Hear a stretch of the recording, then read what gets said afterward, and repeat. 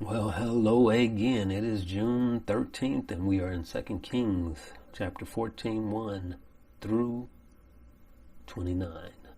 All right. Here we read, in the second year of Joash, son of Joahaz, king of Israel, Amaziah, the son of Joash, king of Judah, became king. He was 25 years old when he became king, and he reigned 29 years in Jerusalem. And his mother's name was Jehoadine, or Dine, of Jerusalem. He did right in the sight of the Lord, yet not like David his father, and he did according to all that Joash his father had done. Only the high places were not taken away. The people still sacrificed and burned incense on the high places. Now it came about, as soon as the kingdom was firmly in his hand, that he killed his servants who had slain the king his father. But the sons of the slayers he did not put to death, according to what is written in the book of the law of Moses, as the Lord commanded, saying, the fathers shall not be put to death for the sons, nor the sons be put to death for the fathers, but each shall be put to death for his own sin. He killed of Edom in the valley of Salt 10,000, and took Selah by war, and named it Joktheel to this day. Then Amaziah sent messengers to Joash, the son of Jehoahaz, son of Jehu, king of Israel, saying, come, let us face each other. Jehoash, king of Israel, sent to Amaziah, king of Judah, saying, the thorn bush which was in Lebanon sent to the cedar which was in Lebanon, saying, give your daughters to my son in marriage. But there passed by a wild beast that was in Lebanon, and trampled the thorn bush. You have indeed defeated Edom, and your heart has become proud. Enjoy your glory and stay at home, for why should you provoke trouble so that you, even you, would fall, and Judah with you? But Amaziah would not listen. So Jehoash, king of Israel, went up, and he and Amaziah, king of Judah, faced each other at Beth-shemesh, which belongs to Judah. Judah was defeated by Israel, and they fled each to his tent. Then Jehoash, king of Israel, captured Amaziah, king of Judah, the son of Jehoash, the son of Ahaziah,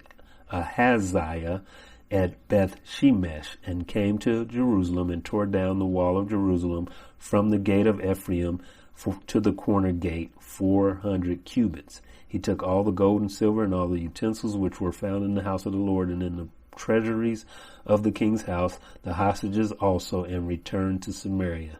Now the rest of the acts of Jehoash, which he did, and his might, and how he fought with Amaziah, king of Judah, are they not written in the book of the Chronicles of the kings of Israel? So Jehoash slept with his fathers, and was buried in Samaria with the kings of Israel, and Jeroboam his son became king in his place. Amaziah, the son of Joash, king of Judah, lived 15 years after the death of Joash, son of Jehoahaz, king of Israel. Now the rest of the acts of Amaziah, are they not written in the book of the Chronicles of the kings of Judah? They conspired against him in Jerusalem, and he fled to Lachish. But they sent after him to Lachish, and killed him there. Then they brought him on horses, and he was buried at Jerusalem with his fathers in the city of David. All the people of Judah took Azariah, who was 16 years old, and made him king in the place of his father Amaziah. But he built Elath and restored it to Judah after the king slept with his fathers. In the 15th year of Amaziah, the son of Joash, king of Judah, Jeroboam, the son of Joash, king of Israel, became king in Samaria and reigned 41 years. He did evil in the sight of the Lord. He did not depart from all the sins of Jeroboam, the son of Nebat, which he made Israel sin. He restored the border of Israel from the entrance of Hamath as far as the sea of the Arabah, according to the word of the Lord, the God of Israel, which he spoke through his servant Jonah, the son of Amittai, the prophet, who was of Gath-hepher. For the Lord saw the affliction of Israel, which was very bitter, for there was neither bond nor free, nor was there any helper for Israel. The Lord did not say that he would blot out the name of Israel from under heaven, but he saved them by the hand of Jeroboam, the son of Joash. Now the rest of the acts of Jeroboam, and all that he did, and his might, how he fought and how he recovered for Israel Damascus and Hamath, which had belonged to Judah, are they not written in the book of the Chronicles of the kings of Israel? And Jeroboam slept with his fathers, even with the kings of Israel, and Zechariah his son became king in his place. And then quickly on to Psalm 73, verse 10 through 20. It reads, Therefore his people return to this place, and waters of abundance are drunk by them. Then they say, How does God know? And is there knowledge with the Most High?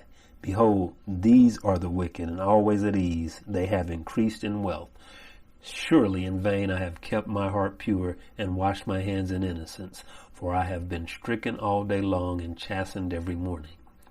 If I had said, I will speak thus, behold, I would have betrayed the generation of your children. When I pondered to understand this, I was troublesome in my sight until I came into the sanctuary of God. Then I perceived their end. Surely you set them in slippery places. You cast them down to destruction. How they are destroyed in a moment. They are utterly swept away by sudden terrors, like a dream when one awakes. O Lord, when aroused, you will despise their form. And then quickly on to Proverbs 18, verses 18 through 19, it reads, The cast lot puts an end to strife and decides between the mighty ones. A brother offended is harder to be won than a strong city, and contentions are like the bars of a citadel. All right, that is the end of June 13th. Thank you. God bless. Hope to see you soon.